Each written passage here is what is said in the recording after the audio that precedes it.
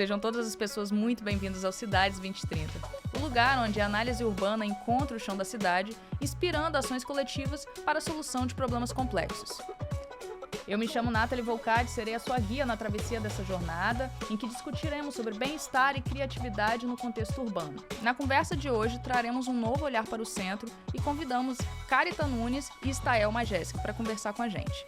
O projeto Cidades 2030 é uma realização ICCA, o Instituto de Inovação, Conhecimento e Ciência Aplicada, com fomento da Lei de Incentivo à Cultura Capixaba, tendo como patrocinadores o Grupo Águia Branca e Grupo Decolores. Olá, sejam muito bem-vindas, obrigada por estarem aqui para a gente discutir sobre esse tema, lançando novas perspectivas para o centro. Gostaria que vocês se apresentassem para a gente iniciar essa conversa, saber quem vocês são e como é que vocês se relacionam com esse tema até aqui. Eu sou a Carita Nunes, sou arquiteta urbanista. Eu desenvolvo pesquisas acadêmicas na área do centro ali de Vitória e pesquiso sobre a paisagem afetiva dos lugares. Então, fala-se muito sobre o comportamento na cidade, né? E um dos lugares que eu pesquisei foi a Praça Costa Pereira, ali no centro. Eu sou artista multilinguagem, né? Eu venho do teatro, da dança, do carnaval, das artes visuais, da performance. E empreendedora, estilista, né? Minha graduação é como design de moda, minha atuação também hoje de produtora cultural. Há 18 anos eu fundei a Casa da Stael, que é um espaço multicultural independente na minha própria casa, na casa que eu resido. Aliás, eu fui para esse espaço pensando nisso, em realizar esse sonho de ter um espaço multicultural que, através dele, eu pudesse sim fortalecer a identidade cultural capixaba. Mas você já morava no centro, em outro lugar? Já morava no centro, já morava... Eu fiz vários caminhos no centro. Eu falo que eu comecei ali na Princesa Isabel, passei pela Rua do Rosário, subi a escadaria da Piedade, desci mais um pouquinho e parei na Rua 7. Uhum. Desde criança andando no centro com minha mãe, né? Minha mãe é costureira, então assim, onde tínhamos que resolver as coisas? Na cidade, centro. Uhum. Então, o meu imaginário, o centro sempre fez parte dele. E eu me lembro, assim, de ruas como ali, Cidade Alta, tem aquelas grutas. Para uma criança, para mim, na minha infância, aquelas grutas, elas, para mim, tinha fadas ali. Eu imaginava altas histórias. E eu ficava com isso na minha cabeça. Uma voltinha que a minha mãe me dava comigo pelo centro e aquilo, eu ficava criando minhas histórias. É como se fosse um lugar encantado mesmo. E ela ia muito comigo em Armarinhos, na Avenida Jerônimo Monteiro, que você subia uma escada na lateral, uma escadinha de madeira, no segundo andar é que encontrava, gente, assim, magia. Gavetões de madeira, cheios de rendas importadas, sabe? Coisas assim... desde criança eu estou nesse universo das manufaturas, das manualidades. Tem tudo a ver com a Casa da Stael também, né? Total. Exato. Então, é muito tempo ali até chegar à Rua 7 com a Casa da Stael, esse lugar onde eu falei da minha mãe me inspira muito nisso, né? Lá a gente trabalha não só com a minha marca de moda e acessórios, mas com uma arte de vários artistas. Uma vitrine, né, para mostrar o que nós temos, o que as pessoas fazem na música, no teatro, na dança. Então, a gente abre para performance, para lançamento de livro. A gente tem o mercado autoral, que é só de produtos feito à mão, em sua maior parte. Enfim, eu tenho muito amor por esse trabalho, porque isso sou eu lá atrás, quando eu pensava, poxa, eu crio e onde que eu vou mostrar o que eu faço, né? A gente precisa criar um lugar, ter esse lugar. E confesso que nesses anos de casa, mais de 18 um pouquinho, é um processo até educativo, porque a gente vem de uma fase que as pessoas não estavam acostumadas a comprar o nosso artesanato, a comprar a nossa moda, a valorizar um estilista daqui, que mora na tua rua e que faz uma roupa. E a gente ali, insistindo, não, nós vamos trabalhar com a arte local, com o design capixaba. E aos poucos eu vi essa transformação, as pessoas chegando ao nosso espaço, sim, procurando um quadro, procurando uma arte, uma roupa que fosse daqui. Uhum. Mas, Sim. olha, sabe, bem pequenininho, cada passinho, cada dia, acreditando, o dia que chorava, ai meu Deus, não vai dar certo. né? Cadê as pessoas? Eu acreditando muito em tudo que estava ali dentro, mas não era tão simples assim atrair as pessoas, né? Uma casa não tem aquela porta de loja tradicional. Sim. No centro, como atrair pessoas para o centro. Muitos desafios. Interessante, porque é interessante você falar sobre identidade cultural e falar justamente dessa dificuldade do consumo ali dessa identidade regional ali, né? O que é interessante porque o centro histórico, ele tem um caráter de mercado mesmo, né? Muitos desses centros que conhecemos aí, principalmente litoral afora do Brasil, eles nascem por conta dos portos, então tem uma relação mercantil, assim, da existência desse espaço, né?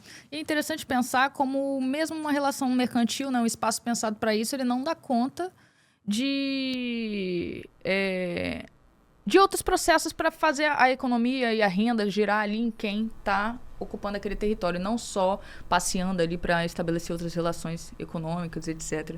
E aí, é interessante, você construiu suas paisagens emocionais pelo centro histórico e você, Carita, você mora lá ou você não mora? Escolheu o centro por quê?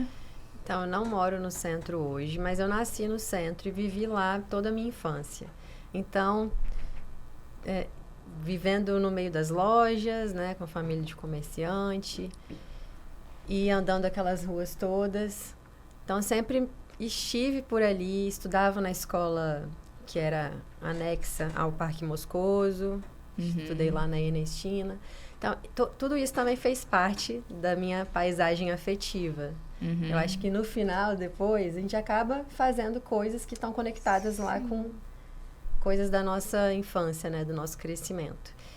Que o centro também fez muito parte, né? Acho que de ambas, né, Estael? Sim, com certeza, né? O centro, ele habita, é um lugar muito especial, assim, no coração. Ainda que um dia, se eu sair do centro, o centro continua em mim, né? Eu parei para pensar, esses dias, olhando assim, eu falei, gente, a minha história, assim, o quanto que eu sou grata ao centro. Eu pensei sabe, me coloquei do outro lado. Eu falei, eu sou muito grata ao centro, porque, claro, ainda tenho muito o que fazer, mas hoje, a Estael que eu sou, eu devo muito ao centro. E devo ao centro, inclusive, pelos seus desafios.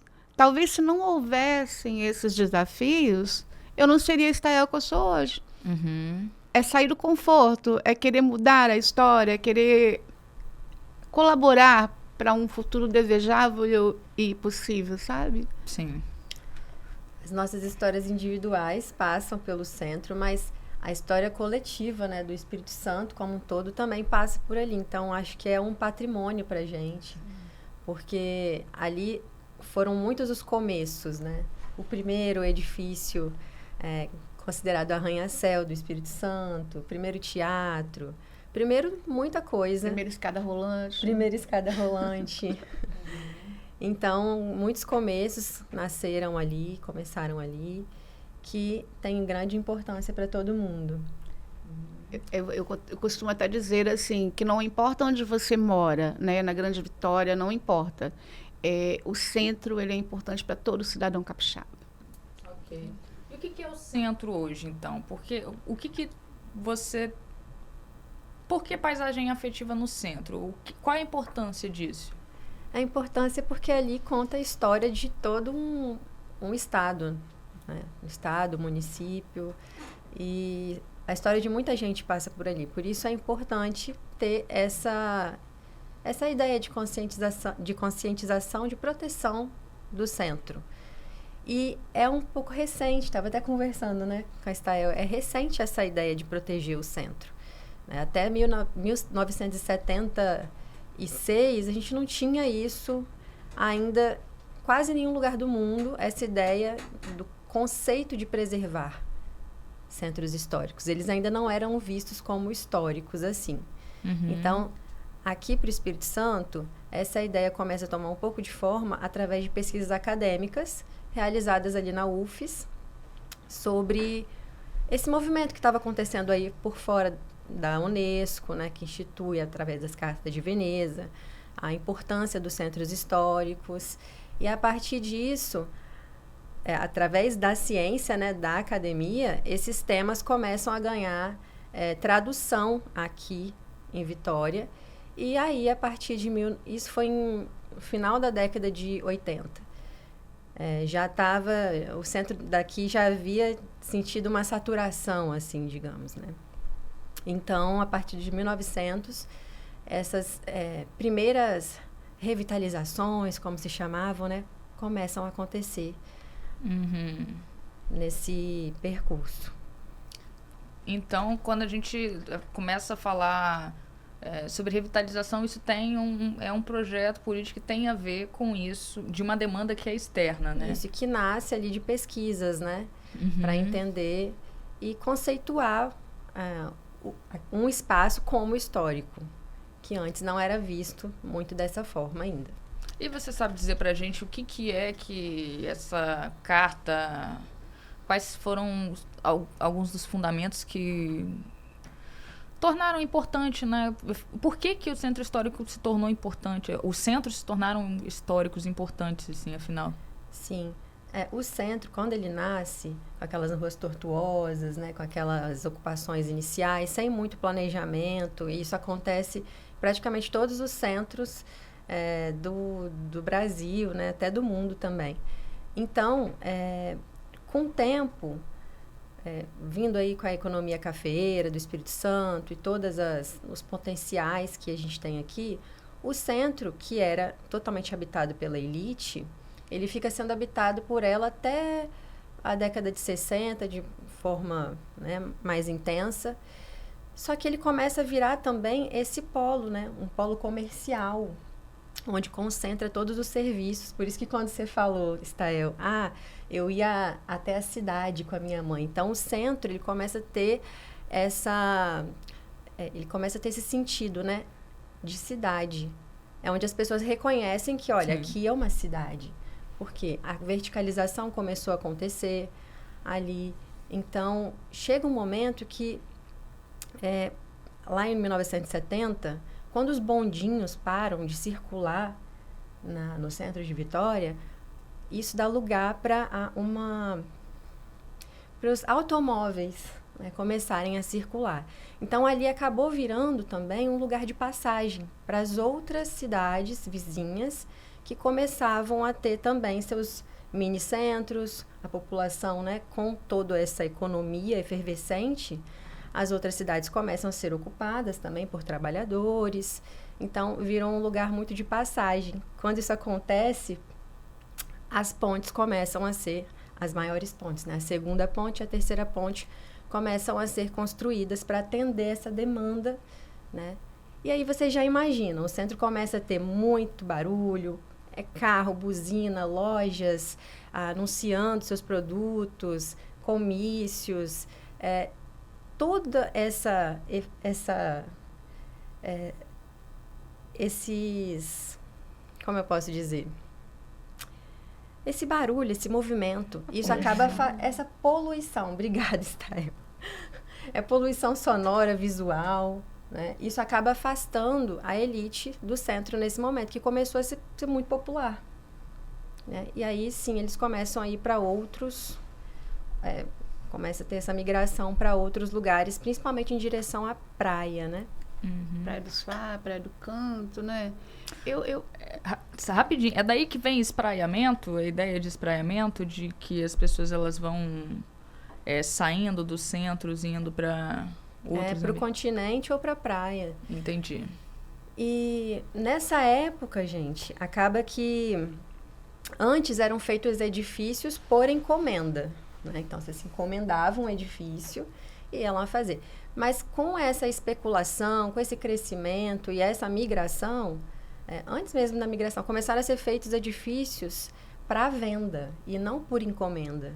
Então, aí começa mesmo a venda de apartamentos, né? E com isso, esses outros núcleos da elite. E o centro passa cada vez mais se consolidar como um espaço popular. Eu penso assim, que faltou talvez, não sei, me corrijam, tá, gente? Um certo olhar mais sensível para o centro, mais responsável, antes que tudo isso acontecesse, né? Embora a gente perceba que isso não é mérito do centro, que é algo muito comum em vários centros do mundo, né? Esse esvaziamento. Mas eu penso desse lado, sabe? Tinham que ter tido um pouco mais de carinho, de responsabilidade, assim, tipo, ir levando essas para a planície, mas como, né? E qual o problema do popular, né? E aí, de fato, eu entendo até que assim, a vida das pessoas, a tendência as cidades a evoluírem de algum modo. Então, vai se criando esses polos em outros bairros, em outros municípios, né? Como hoje Serra, Vila Velha e Cariacica já tem um polo comercial intenso, não precisam mais vir à cidade. E aí vem o shopping, e as pessoas começam a consumir, irem para o shopping, e o centro foi ficando esvaziado, né? E aí, hoje, a gente percebe, inclusive, eu sou uma que levanta a bandeira em vários momentos, tem até gestores que me citam, mas, olha, eu não gosto de falar revitalizar, não. Porque eu falo assim, revitalizar é aquilo que já morreu, e o centro, apesar de, eu não consigo vê-lo como morto.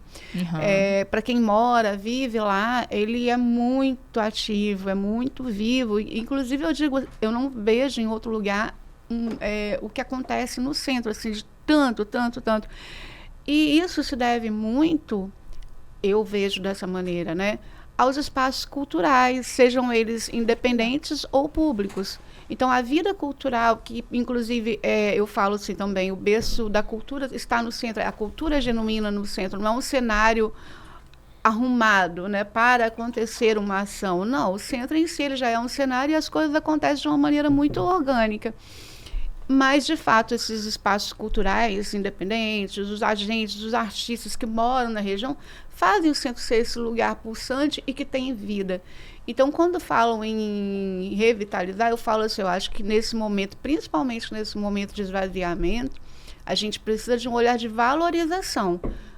Olhar e realmente ver assim, o quanto de bens ativos que nós temos, ativos que são de característica histórica, natural, imaterial. É muita potência. Então, é um olhar de valorização. E um detalhe hoje, né, eu faço parte também da diretoria da AMACentro, que é a Associação de Moradores do Centro, diretora de Cultura. E a gente já vem há algum tempo, até antes da pandemia, nós fizemos um mapeamento dos imóveis abandonados, subutilizados, ociosos.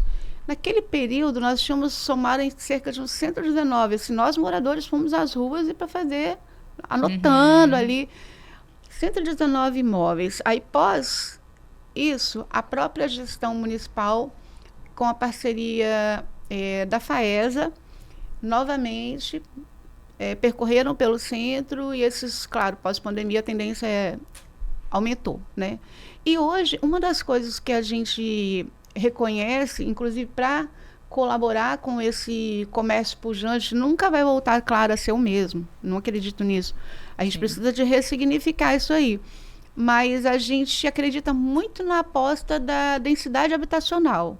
Prédios se tornando edifícios de moradia, populares, e para que a gente possa ter pessoas morando no centro, porque só os espaços públicos hoje, eles não conseguem dar conta disso. O trabalhador, o servidor público, ele trabalha, no final do seu expediente, ele vai embora. A gente precisa de gente ali, no dia a dia.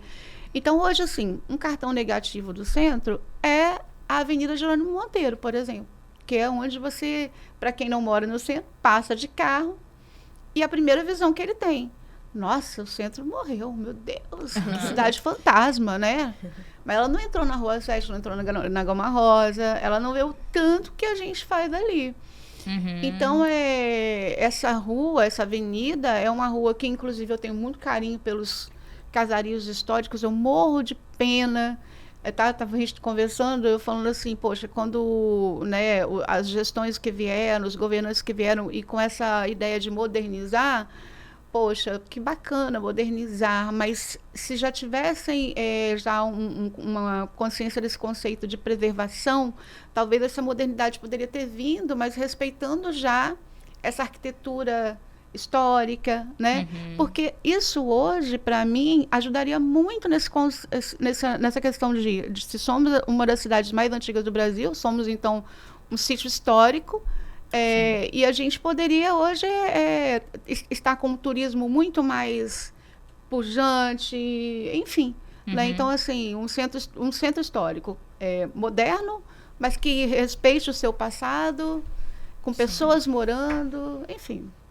Eu achei muito interessante isso que você falou sobre pessoas morando, né? Porque, de fato, a gente desloca a ideia do centro como um polo puramente comercial, né? Porque se a gente reduz as suas dinâmicas comerciais, a gente está falando de uma cidade que existe só entre 8 e 18 horas, né? 8 horas da manhã e 18 horas da noite. E, de fato, pensar uma valorização a partir do... Eu acho que isso, inclusive, mexe com as questões de mercado imobiliário, com especulação e tudo mais. É por isso que tem gente que até fala sobre... tem um fenômeno... Gentrificação?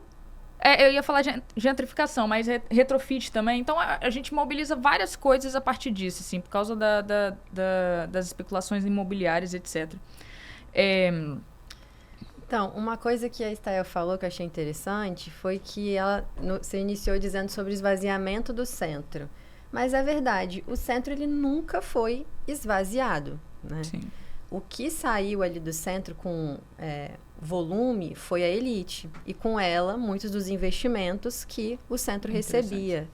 Então, quando a elite vai, por exemplo, para Enseada do Suá, para Praia do Canto, para Vila Velha, na Praia da Costa, e vai migrando para esses outros edifícios mais modernos, com área de lazer ou com elevador, que já tinham chegado isso aqui. Então, os comércios que essa camada da sociedade, os serviços que eles utilizam também vão para lá.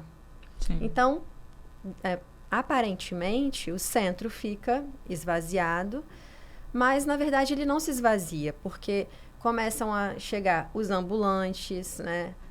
Os camelôs, os artesãos, eles enchem as praças, as ruas, e o centro vai se caracterizando cada vez mais como um lugar popular, que tem diversos serviços. E ali, nos anos 1990, 2000, começa a ter essa ideia de revitalização. Depois daqueles trabalhos lá da UFES, né, que trouxeram a ideia de preservar o centro. Só que eu vejo que revitalização é utilizado até hoje de forma equivocada, porque você revitaliza aquilo que está morto. E o centro não está morto. Ele está muito vivo, né? Vemos diversos movimentos acontecendo ali. A gente vê hoje, né, desde de manifestações culturais, artísticas, como também manifestações políticas de todo tipo, desde propaganda política até também protestos, né? Muitos eventos acontecem ali, o carnaval. Sim. Então, o centro não está morto. Sim. A gente acaba trazendo aí... Pelo que você falou, foi muito interessante. A gente associa a ideia de valor à presença das elites, né? Então, eles estão ligados à ideia do que é o valor. O que tem a ver também com quem é que tem o dinheiro para esses investimentos, né? Mas, de fato, você já está lá há 18 anos. E antes de você... Eu estou há muito tempo. A casa da Estael. Quando eu falo você está lá, a casa da Estael já está lá há 18 anos. Então, você também... eu não sei se ou está acontecendo um deslocamento do uso do centro para realmente pensá-lo não só como um polo comercial, mas como um lugar profícuo para arte e cultura, porque isso já é diferente de como era tido antes, né? Quando você falou da cidade, me lembrou, inclusive, da minha própria família. Eu moro no bairro Grande Vitória, que é lá perto do Santo Antônio. Isso, no Manguezal, então na parte oeste da ilha. E minha família, sempre foi essa relação que a gente estabeleceu. Eu vou na cidade. Então, ir na cidade significa pagar conta, comprar algumas outras coisas e talvez resolver outros problemas. Ir aos bancos, etc. Só que hoje tem uma inversão, assim, também, né? Vou ao centro porque vou visitar, vou consumir outras coisas, vou me divertir, vou... Exato. Até porque hoje também tem bancos em todos os bairros, né? Sim, agora Tem isso. uma infinidade de bancos nos bairros. A pessoa não precisa mais sair tanto do seu bairro para ir onde antigamente se chamava, né, cidade. Eu acho que hoje ir ao centro é se reconectar com a sua própria alma, com a sua essência, né? De um ponto de vista assim, sabe? Porque é isso. O banco nós temos em outros lugares, mas quando você vai ao centro, você lembra da sua infância, você lembra da sua família, da sua história, enfim, a sua relação afetiva. E aí, hoje, assim, quando eu abri a casa, em 2007, eu costumo usar eu falo assim, a vela do centro não está... A chama estava bem fraquinha. Estava bem fraquinha. Era assim... Sabe, você não via essa própria descida da Piedade, que é hoje um acontecimento. Não era assim. O Zildar hoje também, que tem, não era. Não se falava nisso, não. E aí, quando eu encontro esse espaço, foi mais um dos espaços que eu fui andando e encontrei foi um momento que eu precisava de mudar, em 2006. E eu encontrei esse espaço ali na Rua 7 e comecei a ir mexendo, eu vou aqui realizar isso, né? Vai ser meu ateliê, eu vou chamar, eu não tinha noção, imagina, gente, uma época que não tinha internet, então, assim, por mais, eu não sou tão viajada assim, mas eu sabia que eu queria ocupar com arte, e aí eu ficava imaginando assim, eu acho que eu vou chamar meus amigos, fulano que faz roupa, fulano que pinta, eu ficava assim, tentando, como que eu vou fazer isso aqui, sozinha, né? Mas entramos, assim, chamei uns amigos para me ajudar a pintar a parede. Algumas vezes não tinha tinta, a gente pegava papel de presente, fazia um mosaico de papel de presente na parede para tampar algumas coisas, assim. Enfim, e aí eu vi o centro ir mudando. Sabe, abrir as portas, desde o primeiro momento, eu nunca tinha visto isso, mas eu fiz isso. Chamei amigas, amigos, pessoas que trabalhavam, que tinham suas produções autorais. Já abri a sala principal com 15 marcas de artesanato, moda, design, artes plásticas. A outra sala eu já chamei os artistas visuais. Aí a gente já fez uma galeria, a Sueli Bispo para falar poesia, Renato Santos para dançar, escola de samba para tocar. Isso tudo aconteceu no dia 20 de dezembro de 2007, ao inaugurar a Casa da Estael. E já começou a se dar ali esse modelo. E que coisa doida, né? Porque os vizinhos não estavam acostumados com isso. Então, desde o primeiro momento também que eu comecei a fazer esse movimento, também, opa, quem é ela? E aí já começou também um olho sobre mim, tipo, o que é essa pessoa que mudou para cá agora e está fazendo isso? Mas eu insisti. E aí até porque eu tinha um desafio. Como eu disse aqui anteriormente, eu acreditava muito em tudo que a gente tinha ali dentro. E eu falava, como que as pessoas vão saber? Né? Por que as pessoas vão apostar, vão deixar suas roupas aqui, suas artes aqui, se não tem ninguém, se as pessoas não vão vir? Eu preciso chamar, eu preciso ter gente aqui dentro dessa casa de alguma hora, eu preciso trazer gente para o centro. Esse também foi um dos objetivos, como mostrar que o centro é possível. Gente, era assim, praticamente sinal de fumaça, sabe? Não tinha internet. Eu fazia à mão os cards, desenhava, xerocava e ia nas ruas entregando, e alguns amigos passando isso adiante. E o boca a boca foi trazendo gente. Eu cheguei a um momento que eu olhei, falei, gente, o que está acontecendo? Porque aí uma vez por mês eu fazia um big evento, um evento maior. Durante a semana a gente abria as portas e aí tinha sempre exposição, estava tudo ali. Mas uma vez por mês a gente abria como chefe de cozinha para fazer uma comida para aquele dia, era uma comida pensada, não era assim, vou ali na cantina comer uma coxinha, não. Era uma comida para aquele dia, para aquele evento. E os eventos também eram temáticos. Casa afro-aberta, a casa se transformava num cenário afro. Aí as meninas de moda lançavam suas coleções nesse dia, então uma vez por mês era o dia de lançar a coleção, poesia, os artistas, 3 exposições, oficinas durante o evento, a comida acompanhava. É casa afro-aberta, então vamos servir uma galinha ao molho de cabidela. Aí a gente já chamava uma pessoa que sabia da culinária africana. Então, sabe, todo mês esse movimento, todo mês, até o momento que eu olhei, essa rua estava cheia. a rua cheia e comerciantes me agradecendo porque reverberava. Essas pessoas não iam só para a casa da Estael, elas estavam ali, como tinha pulseirinha, Né? Tinha que esperar, circulava, tinha que esperar assim, sair um para entrar outro, né? Então circulava, vou ali no bar do fulano, vou ali. Gente, então eu fui vendo isso, aos pouquinhos, daqui a pouco veio um outro espaço, uma outra casa abriu também como espaço de arte, e eu fui vendo essa movimentação voltando para o centro, e as pessoas começam a olhar desse lugar de cultura, de arte, de ir para o centro, para essa instância, não mais para os bancos da vida, mas para ser esse lugar de se divertir.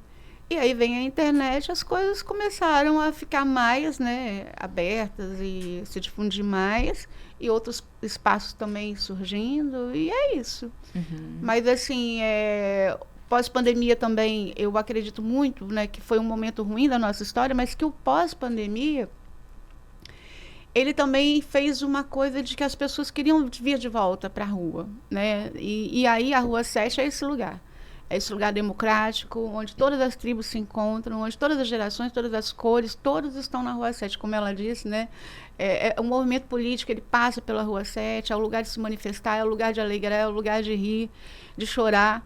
Né, os blocos de rua também, nesse tempo, o que nós antes tínhamos lá, o Carnaval de Todos os Ritmos, que tinham vários palcos espalhados no centro, né?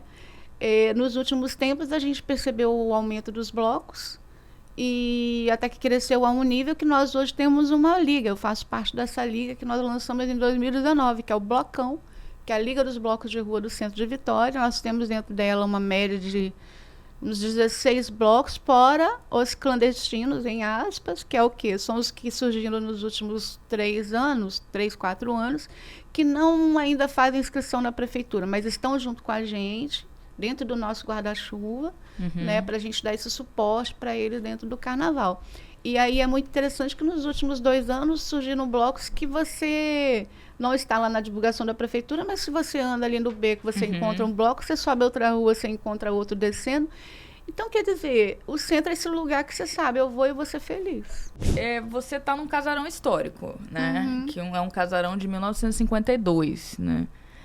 Como é que foi ocupar esse espaço? Como é que é lidar com o fato de que é um edifício bem antigo, né? Como é essa manutenção também, pensando a circularidade da casa? Bem, eu tenho muito carinho pela casa, né? Ela, estilo proto-moderno, né? Que Caritas sabe falar melhor, mas acho que posso dizer que foi quando começou a sair um pouco as formas mais rebuscadas e um pouco mais minimalista, né? Eu acho que tem um estilo mais pré-eclético, assim, mistura, né, de estilos. Eu sei que ela tem uma florzinha de lis, uma esculturazinha lá em cima. Mistura elementos clássicos com outros elementos ali mais modernos. Pois é, e aí é alugada, né? Estou ali nesses anos todos como inquilina, mas cuidando dela como se fosse minha, porque eu tenho essa paixão mesmo pelo patrimônio. Assim, sinceramente, se eu pudesse, inclusive, eu compraria várias ali no centro só para salvar. Só para saber que ela vai continuar sendo, que ela vai ser cuidada e não vai ser destruída, não vai ser colocada no chão para dar lugar a uma igreja, ou, enfim, essas coisas. E aí, nesses anos, claro, eu lidei, por exemplo, de mexer na parte, por exemplo, onde a gente tem a loja, eu tive que instalar vários bocais de luz, né, com aquelas luzes focais, assim. E aí, na hora de mexer na instalação, eu fui ver que ela era de tecido ainda. Tomei um susto. Eu não tinha visto isso de perto. Eu vi na própria casa que eu moro, eu fiquei muito preocupada. E nesse momento, com a ajuda de amigos, eu consegui, porque nesses anos, uma coisa que eu também posso agradecer muito, assim, a muitos amigos que gostam da gente, do nosso trabalho, que entendem que a casa é importante para a vida do centro, para a vida nossa, da cultura capixaba, né? Então, eles chegaram junto me ajudando mesmo, sem custo. Se está, eu faço a instalação para você. Aí foi lá, mexeu na loja, fez para mim, tirou, né, e tal. O banheiro, por exemplo, o banheiro ali da parte do térreo, né? o banheiro social, chegou um momento que a torneira não tinha mais água, porque ela ainda era toda de ferro, né? E aí teve que passar um cano externo para que a gente pudesse, né? Algumas descargas, às vezes, assim, porque eu quero preservar a originalidade, né? Algumas descargas eu tenho... Quando ela é só para mim, eu já sei como usar, né? Não tem casa da gente, a gente entende. Mas vamos dizer, um dia de evento que a gente coloca lá, igual já aconteceu, assim, 300 pessoas dentro daquela casa, numa noite de festa, de evento. Imagina, cada um vai lá e... Então, assim, é um cuidado o tempo todo, a manutenção do telhado, que é uma das coisas que hoje mais pega para mim, porque o telhado, ele vive tendo problemas e, na verdade, o que acontece? Às vezes, uma pessoa como eu, como uma de nós que ocupa um espaço desse, tem mais carinho do que até os próprios proprietários, porque, como ela disse, a elite, quando sai, de algum modo, ela, para que eu vou ficar cuidando daquilo ali? Então, deixa do jeito que está. Então, outro dia veio até uma pessoa lá, visitou e falou assim, Tael, se você não fosse você nesses 20 anos aqui nessa casa, talvez muitas coisas já teria desabado. Sim. Porque ali eu olho se tem um vazamento, aí eu ligo para a imobiliária, olha, a gente precisa ver isso aqui. E, nossa, assim, são muitas coisas. Em 2014 aconteceu uma coisa muito legal. Hoje até me lembrei disso. Falei assim, gente, eu já passei altos desafios ali. E como que, assim, eu fui forte, né? Eu olhei para mim e falei, nossa, Tael, você foi forte. Em 2014, a gente enfrentou uma chuva de final de ano, de 2013 para 2014. Foi uma das maiores enchentes no Espírito Santo. E aí, esse telhado, o que acontece? A chuva batia no telhado, o telhado do andar de cima ia para baixo. E aí...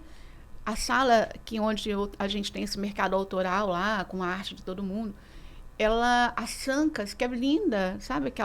Como que a gente chama o adorno, né? Foi caindo.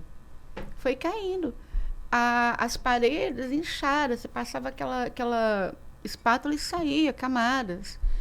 E aí, nesse momento, quando eu comecei a descascar, eu achando que eu ia só descascar uma parte e ia passar uma massa, estava muito bem. Não, ela começou a soltar. Até que eu descobri uma parede de tijolinho linda, que eu, inclusive, aproveitei e deixei ela à mostra. Fiz tudo aqui, ó, com esses braços, gente. E aí, procurei o Instituto Goya, na época, que estava com o projeto de restauração, né, com jovens. E aí... A casa foi a última contemplada do projeto deles naquela época. Foi a última casa a entrar dentro do projeto. E aí o Pedro Canal, o arquiteto, falou assim, olha, Tael, a sua casa tem como entrar, sim, a fachada. E aí, gente, a sua casa não é a minha, né? É a casa de outro. Vou contar para vocês aqui, hein? Eu liberei, eu assinei o documento, tinha na parte dela, assim, abaixo da janela, várias placas de granito, assim, cinza, tipo... sabe? Mas não combinava nada com aquela casa, combinava nada. Eu falei, gente, isso é horrível, né? E logo uma restauração, o que é? Vai trazer a forma original. Eles já estavam fazendo, e eu lá esperando ainda a resposta do proprietário de assinar o documento para mim, mas eu já tinha liberado. E eu rezava dia e noite, assim, eu acordava pensando nisso. Eu falei, gente, se ele disser que ele não aceita esse restauro, o que eu vou fazer? E aí... e assim, para quem não sabe, como que funciona? Toda a mão de obra é por conta, né, do Instituto Goya, porque é com esses alunos, mas o proprietário da casa, o dono, no caso, tem que servir o material. A lista que eles pedem, que não é pouca, e até porque é tudo feito com muita segurança, então até filtro solar você tem que ter. Oi, né? Estel, você não teve que fazer o desrestauro, não, né? Deu tudo certo, ele aprovou. Não, deu. Eu nunca vi desrestauro, restauro sim. Não, aí voltar isso acho difícil. Mas vou falar, mas para eu conseguir os materiais, porque ele também falou assim, olha, então tá, eu aceito, mas eu só vou contribuir com tanto. E o resto? Aí sabe aquele ditado que diz vender o almoço para pagar a janta? Literalmente. Literalmente, um amigo falou assim, você não vai fazer isso sozinha, nós vamos estar junto com você. Mais uma vez eu agradeço. Olha isso, gente, olha essa história. O amigo falou isso para mim, juntou um grupo e nós passamos a fazer show no final de semana, os amigos levavam o almoço pronto, ou então faziam lá. Ou seja, quem era músico cantava sem cachê Quem fazia comida levava almoço pronto, a gente vendia o almoço com música. E nós fomos assim, comprando os materiais. Quem tinha, tipo, terminado uma construção, sobrou, levava pra gente. Sim. E assim nós chegamos em dezembro de 2014, com a casa linda, lindíssima, restaurada, dando para ver a forma dela original, que antes você não via. Era toda chapiscada por fora, você não via. Enfim, muitas histórias, gente. Os amigos, eles possibilitaram que esse lugar existisse, são as pessoas que passam por lá, né? Então, como pensar o centro continuar sendo esse lugar de encontro, né? Encontros de qualidade. Mas, de fato, existem muitos desafios, e principalmente com essa questão dos edifícios. Ela disse alguns dos desafios, assim, quais são as oportunidades? Será que, às vezes, as melhores soluções seriam destruir esses lugares ou seriam muitos gastos para continuar ele? Como é que é isso, assim? Quais seriam os desafios de pensar a constante valorização do centro? Então, como estávamos falando antes, né? Quando a elite sai, eles mantêm esses bens lá. Só que eles não, como a Estael falou, era difícil do proprietário querer investir ali. Então, eles não querem investir ali. E isso faz com que esses imóveis vão decaindo, vão ficando envelhecidos, como é normal, né? Tudo que não se dá manutenção envelhece, essa é a tendência natural. Botox, né? Pois é. E aí, essa questão das revitalizações, né? Alguns edifícios realmente precisam de uma revitalização, porque estão totalmente mortos. E eu acho que essa é uma das maiores chagas do centro, assim, essa dificuldade. E que, mudando isso, eu acho que é uma oportunidade de grande crescimento do centro. Quando esses edifícios que estão abandonados começarem a servir mesmo aí para moradia popular mesmo. Como já aconteceu ali, não sei se você conhece o antigo edifício do IAP, que é o Getúlio Vargas. IAPI. O IAPI. Ao lado do Carlos Gomes. Ele foi ocupado lá nos anos 2000, ali no começo, mas ele não oferece nenhuma condição hoje de ocupação, né? Ele está um pouco condenado, ele está muito depredado. Então, esses edifícios e outros que também estão vazios, eles poderiam servir de moradia e isso, naturalmente, vai trazer vida para o lugar. Vai trazer mais pessoas que se identificam, mais pessoas que queiram cuidar do lugar. E quando vemos também iniciativas da prefeitura ali de fazer modificações nas praças, nos espaços públicos, muitas vezes o que vemos é uma descaracterização, assim, né? Nós não podemos pensar no centro como fazer uma reforma no centro como uma reforma como você faz em qualquer bairro. Não, ali tem uma característica diferente, isso precisa ser visto e valorizado, né? Isso geralmente acontece quando existe o diálogo com as pessoas, os moradores do bairro, as pessoas que têm afeto, têm sentimentos ali, né, que têm suas vidas ali. Então, quando essas pessoas participam, fica muito mais difícil de acontecer a gentrificação, né? É uma forma de evitar. O que é a gentrificação? Rapidinho. Quando você faz uma alteração no lugar, uma mudança, visualizando, né, uma melhora daquele espaço, só que você não faz isso pensando em quem realmente já utiliza aquele espaço e como ele pode se desdobrar depois. Ele se desconecta um pouco das necessidades reais das pessoas. Muitas vezes a gentrificação acontece quando o foco é mais assim, sobre um lucro. Sabe? Aqui a gente vai ter um lucro, aqui vai ter um desenvolvimento econômico. Não dá para pensar só nisso. Isso precisa estar aliado junto com o desenvolvimento econômico das pessoas que também estão ali ao redor. Né? E não só daquelas pessoas que vão alugar aquele espaço, né? Naquele novo espaço. Hoje está acontecendo uma coisa muito séria no centro. Você já falou em especulação imobiliária. E exatamente, a gente está no momento agora que eles estão vindo agressivamente. Os aluguéis hoje já estão bem altos, os imóveis também já estão muito mais caros. E aí, eu não sou arquiteta, não sei como o nome disso, mas enfim, como eu falo, eu olho o centro com um olhar de valorização.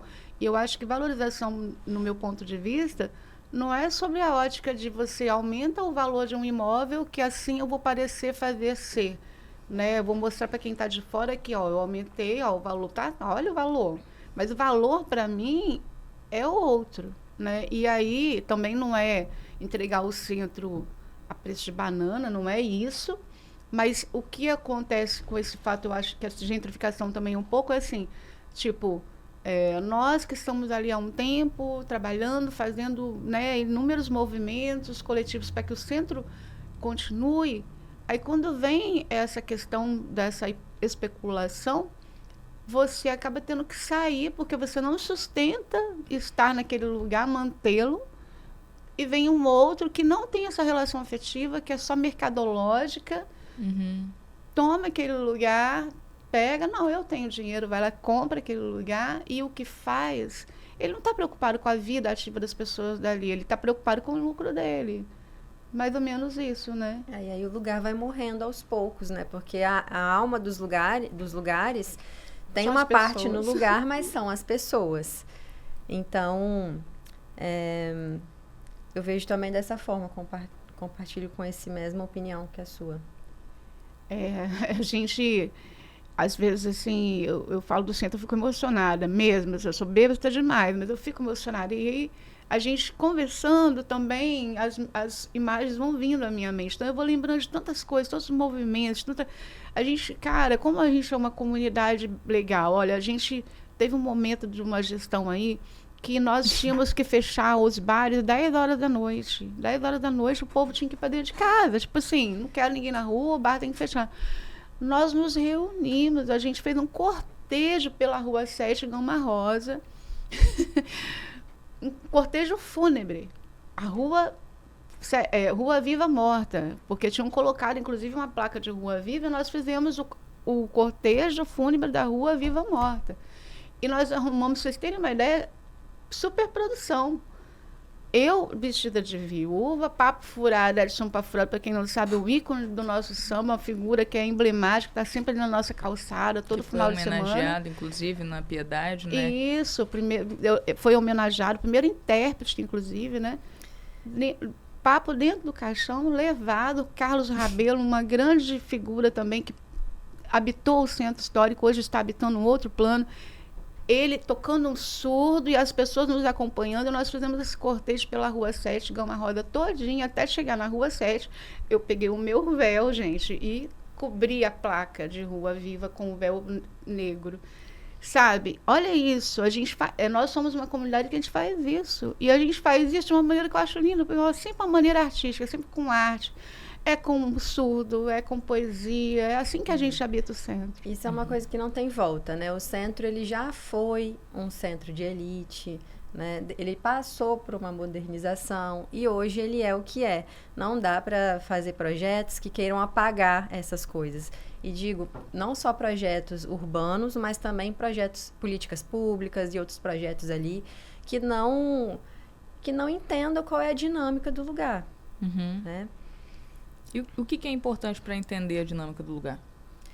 Eu acho que é importante Tem a escuta, ter a né? participação das pessoas, né? A verdadeira participação das pessoas, envolver as pessoas nesses processos, né? Sim. Você não faz uma reforma na sua casa sem saber de nada, sem estar envolvida. Então, é exatamente sobre isso, é estar envolvido naquilo que você vai utilizar. Então, fazer valer a opinião das pessoas. Eu vejo também hoje em dia outras coisas que as pessoas têm feito e até sendo incentivo também de prefeituras, não só em Vitória, mas em diversos lugares no Brasil. Acho que o Brasil, todos os centros compartilham um pouco assim de uma história muito parecida. Sim. Né? Os processos foram muito parecidos.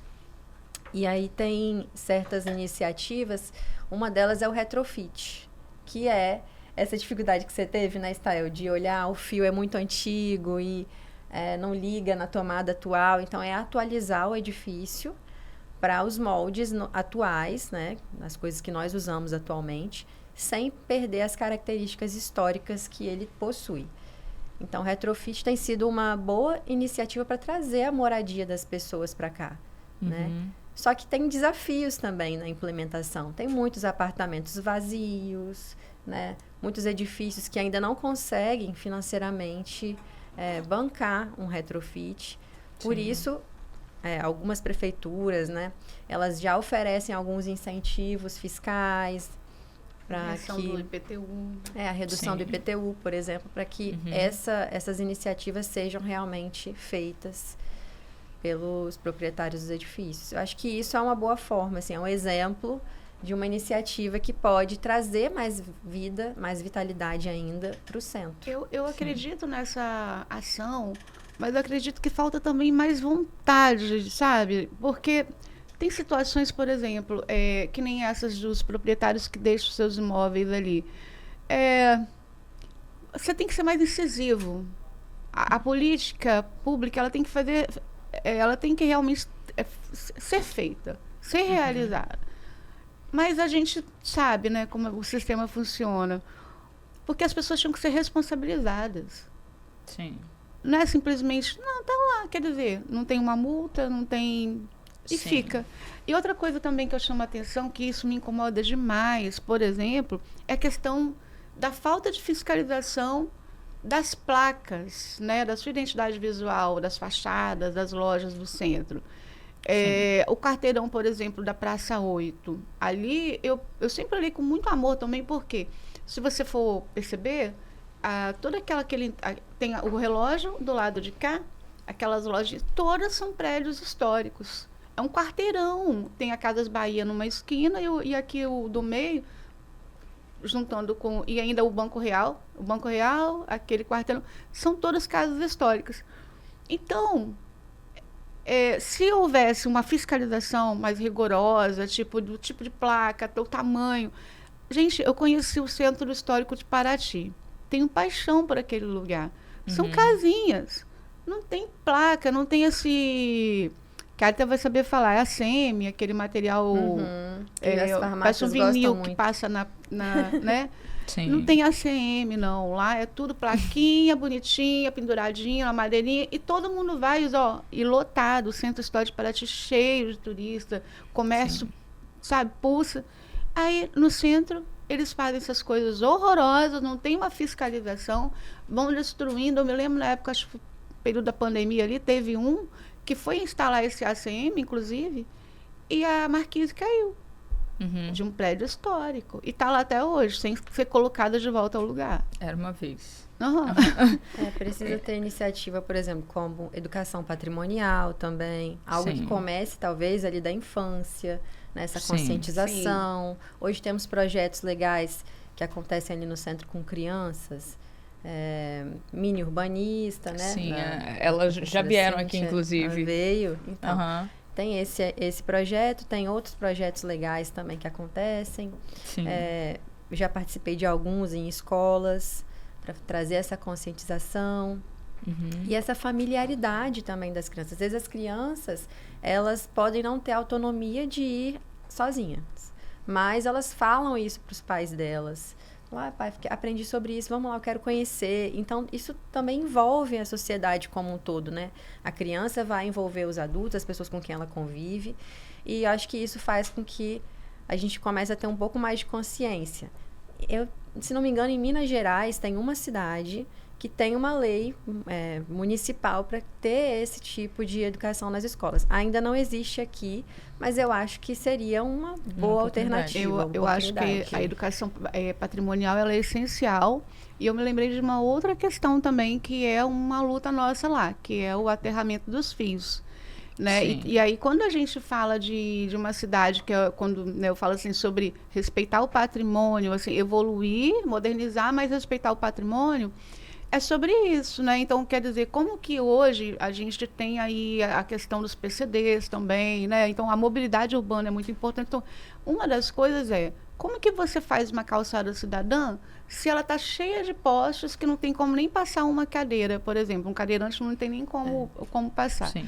Esse aterramento, ele suja a paisagem, além de, né, suja a paisagem do centro histórico e ainda impossibilita que realmente o centro possa ser ter essa mobilidade. Esses fios que não tem, muitos deles não têm uso, né, estão ali por falta de retirada, falta de uma fiscalização mais eficiente.